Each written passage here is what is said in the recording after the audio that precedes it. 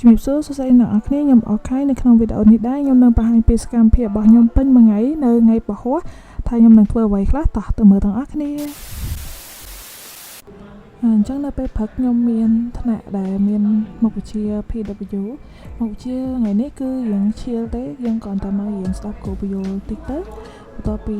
យើងរៀនហើយខ្ញុំក៏ចេញលេងនេះទីធ្លាសាលារបស់ខ្ញុំអ្នកទាំងអស់គ្នាប្រហែលជាស្គាល់ខ្ញុំ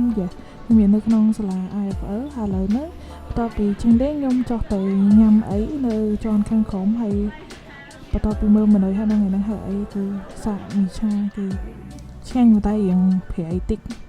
ហើយបន្ទាប់ហើយខ្ញុំក៏ត្រឡប់មកថ្នាក់វិញថ្ងៃថតចេញថត vlog ដំបូងគឺគ្រូរៀនតែម៉ោងដំបូងទេអញ្ចឹង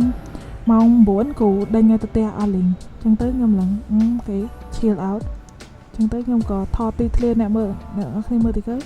ហើយមុខខ្ញុំមិនទាន់បានកាហ្វេមិនទាន់បានអីចាំស្រៀនក៏អត់ដែរមុខនឹងខ្មៅបែរព្រោះមុនរៀបចេញទៅផ្ទះហ្នឹងឆ្លៀតមកដាក់ចំណៃត្រីសិស្ស IFL ប្រហែលស្គាល់ឡៃនេះខ្លាំងណាឡៃលៀងបាបហ្នឹងហើយអញ្ចឹងក៏ខ្ញុំទុកអីវ៉ាន់ទៅដាក់ទូរស័ព្ទកុំឲ្យភ្លេចហើយទិញចំណីត្រីពីកញ្ចប់ទៅហើយបញ្ជាក់ផងថាខ្ញុំបង់លុយចាមិនយករបស់គេ free ទេតិចទៀតបង្ហាញលុយ 1000 ដាក់ចូលនៅក្នុងធុងប៉ាច់ហ្នឹងហើយបន្ទាប់មកថ្ងៃហ្នឹងត្រីផែតដេកបាត់ដាក់ខុសម៉ោងអញ្ចឹងទៅឲ្យចំណីភាពវិញតែពេលមកកាត់វីដេអូបានទៅមើលថានៅផ្លែអញ្ចឹងឡើយខ្ញុំទិញចំណីមិញហ្នឹងគេប្រាប់ថាអត់ឲ្យដាក់ចំណីភាពទេតែឥឡូវចូលបាត់ហើយអញ្ចឹងបងដែលខ្ញុំសាងទាំងអស់សូមឲ្យ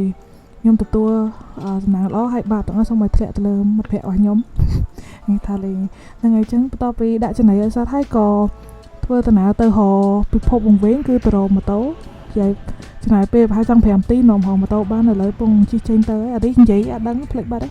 ហើយនេះក៏ថតឡើងកែងផ្លូវនេះតិចទៅហើយសាលាខ្ញុំនៅខាង CJCC គេមាន event កម្រងគេធ្វើដូចជាថ្ងៃសៅរ៍អាទិត្យហ្នឹងដែរហើយខ្ញុំក៏ជិះវឹងទៅដោយសារខ្ញុំចេញរៀងលឿនដែរថ្ងៃហ្នឹងអញ្ចឹងខ្ញុំឆ្លៀតទៅហាត់ប្រាណទៅហើយក៏រុំឥឡូវដល់លេងហាត់ប្រាណបាត់ហើយតើដោយសារលេងហាត់ប្រាណនៅច្រើនពេកហើយកន្លែងហ្នឹងខ្ញុំទៅសាកតែថាកន្លែងហាត់ប្រាណតែមួយប៉ុន្តែសាខាថ្មីអញ្ចឹងទៅខ្ញុំទៅដំបងរៀងវល់ដើរទៅរលកឥឡូវយកអីវ៉ាន់ទៅទុកហើយ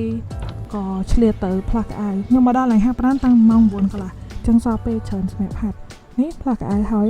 ដៃ2តិចទៅកន្លែងគេកន្លែងនេះស្អាតហើយធំមាន2ជាន់ខ្ញុំចូលចិត្តកន្លែងនេះខ្លាំងកន្លែងមួយទៀតនៅបឹងកងខ្ញុំចូលចិត្តដែរហើយអីវ៉ាន់ខ្លួនម្នាក់តែប្រើលកគេម្ដង2ហ្នឹងហើយបើសិនជាអ្នកទាំងអស់គ្នាចូលចិត្តប្រើបតោងខ្ញុំ recommend បតោងនេះអាហ្នឹងដាក់បូចងសក់បានហើយទិញតែ 3000 ទេអញ្ចឹងទៅពេលណាយើងត្រូវការចងសក់ទាញពីហ្នឹងមកវាអែបហ្មងបន្ទាប់ពីរៀបចំអីវ៉ាន់អីទុកអីវ៉ាន់ស្រួលហើយខ្ញុំយកទៅទូរស័ព្ទឲ្យទឹកញ៉ាំឬក៏ឆ្នាំងសាកកាសអីចឹងទៅហើយខ្ញុំធ្វើមុនគេគឺខ្ញុំចូលចិត្តដើរម៉ាស៊ីនដើររយៈពេលជួនកាលតាមថ្ងៃតាមអារម្មណ៍ពេលខ្លះដើរ5 10នាទីពេលខ្លះជក់មើល TikTok ពេលចឹងទៅខ្ញុំដើរបានដល់កន្លះម៉ោងហើយឥឡូវចង់សក់ស្រួលសិនកុំឲ្យវាតែតែដោយសារជាន់ខាងលើនោះវាចិត្តសង្កសីចឹងទៅក្តៅស្អុះញាក់ហ្មងយោមបែកខ្ញុំមិនបែកខ្ញុំហាត់ប្រាំបែកខ្ញុំក្តៅស្អុះប្រដៅហ្នឹងពេលហើយខ្ញុំក៏មើល TikTok តបមកខ្ញុំមកធាក់កង់ហើយហាត់ច្រើនជាងនឹងទៀតតែរយៈពេលខ្ញុំហាត់ចង់3ម៉ោងហើយឥឡូវដល់វគ្គហៅបាយថ្ងៃព្រោះអីបន្ទាប់ពីហាត់ប្រាណហើយខ្ញុំត្រូវទៅធ្វើការទៀតយ៉ាអញ្ចឹងថ្ងៃនេះមានកំងបាយ steak សាច់មាន់មួយចានតែ3រៀលទេបូកថែមចេក2ទៀតហ្នឹងហើយគឺ energy ពេញបឹបហ្មងហើយនេះមកហូបគេតំណងតែឆ្ងាញ់មែនតើហ្មងលេចវាគ្រប់ជីវជាតិហើយអាហារសុខភាពតែ